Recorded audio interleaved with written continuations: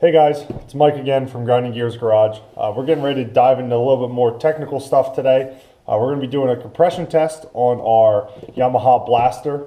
We're having some issues getting it running, so we just want to check some numbers. We're going to do another video in a couple days on doing a leak down test, which applies to 2 strokes.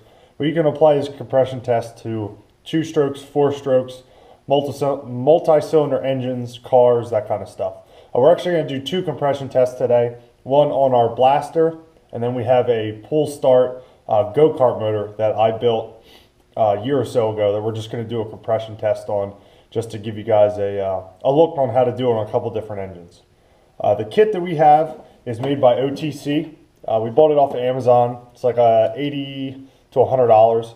It's a little bit more complex than a kit that you might need for your 4-wheeler, but we purchased this. It gives you a lot of options. And we're going to go over what's inside of it right now. So we're going to open up our compression tester, just go over some of the stuff that's inside of it, some of the stuff you will and won't need.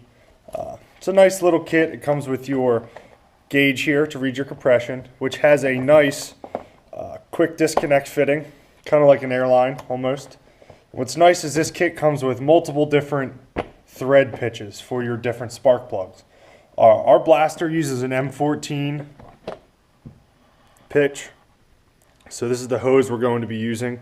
Set this off to the side, but it comes with 16 different M14 pitch, a couple different adapters to get down to different sizes. There's a bunch of stuff in this kit, and it has a bunch of rebuilds as well. O-rings for all the gauges, so it's a pretty nice kit. Like I said, it was $89 to $100. We bought this because of the all the different attachments, so we can do different style motors without having to buy additional attachments. It pretty much came under one. It actually gives you the procedure on how to do a pressure test, compression test. And this actually is everything included in our kit right here. Gives you a bunch of different adapters, long reach 14 millimeter, short reach 14 millimeter, repair hose, a repair kit, boost gauge, deep well connector. So there's all kinds of stuff. It's a very, very nice kit. I'm very happy with it. Glad we purchased it. So we're going to move over to the Blaster, and we're going to get started with the compression test. Now we moved over to our Blaster. We removed our front fender right here. It's not necessary for you to do it, but we just took it out of the way, get a little better camera shot, get a little bit more access in here. Well, on our way over, we grabbed our deep 13/16 socket. Spark plug socket is 100% necessary, just because you can get to it pretty easy. So first things first, grab your spark plug wire, swing it off to the side out of the way, and you're going to put your socket on there and take out your spark plug.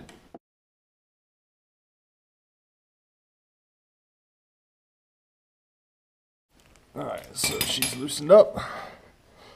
And pull your spark plug out. Set her off to the side.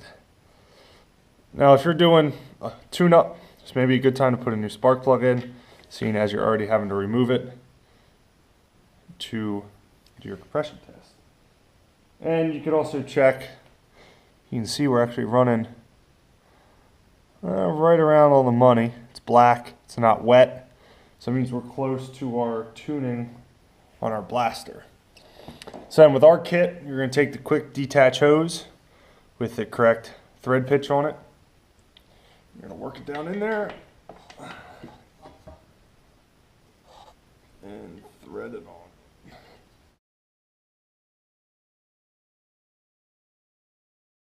You want to make it nice and snug and tight. And you want to connect your gauge to the hose, just like so. It's all attached. Now we're going to get in a position to kick the bike over, and we'll see what kind of compression we have. We moved onto the quad now. We're going to do the actual compression test. 2 things you want to do is turn your engine switch to off. It's not 100% necessary, but keep your spark plug wire from sparking on anything if it gets on anything. And then you also want to turn your fuel to off, just so you're not feeding fuel and more fuel into the engine that's in there already. 2 steps you need to do when doing your compression test is kicking continuously, giving it nice long strokes, not real short ones, and you need to hold the throttle wide open. Holding it wide open gives it full gulps of air to get your compression. So I'm going to try and videotape this somehow without dropping everything. Put the gauge right there, and we did it earlier and we got 120 psi. The real world test for this is on a warm engine. Your rings are going to expand and you're going to get better compression, but if your numbers are good cold, they're probably going to be even better warm. So we're just going to show you guys how to do this. Holding your throttle wide open, just going to kick the bike over, and you're going to keep kicking until the needle stops. So you want to keep going till that needle doesn't move anymore.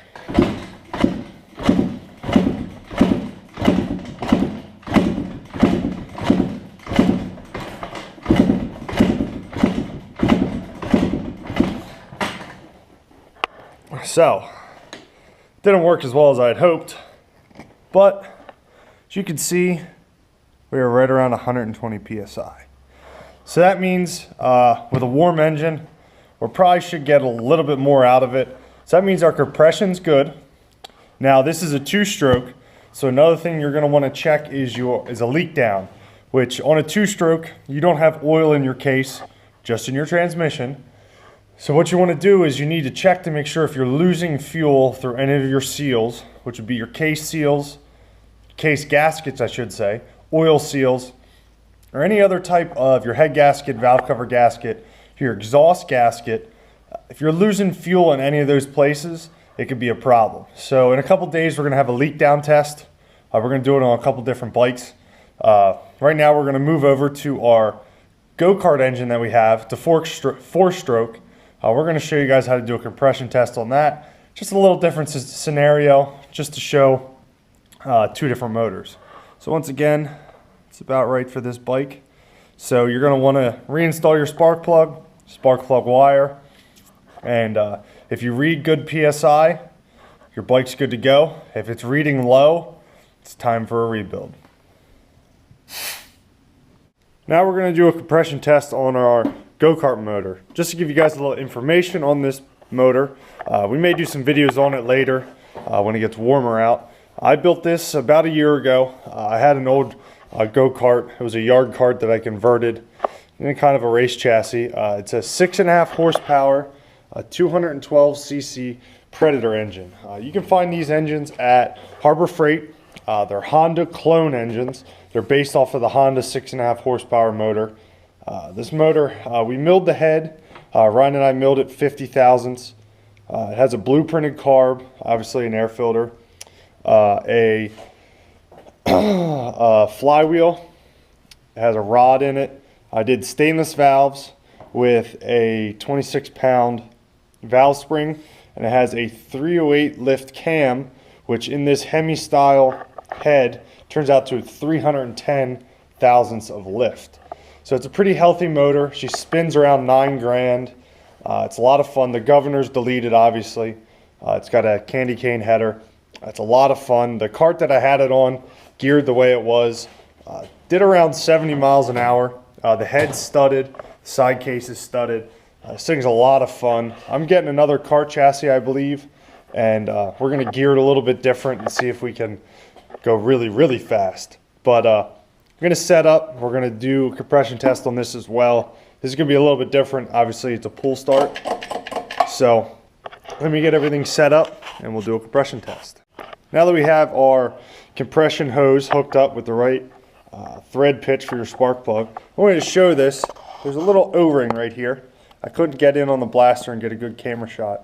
But you want to make sure you turn this in all the way as tight as you can get it. Don't use a wrench. You don't need to go extremely tight, but you want to go tight enough that this seats so you get a good compression reading.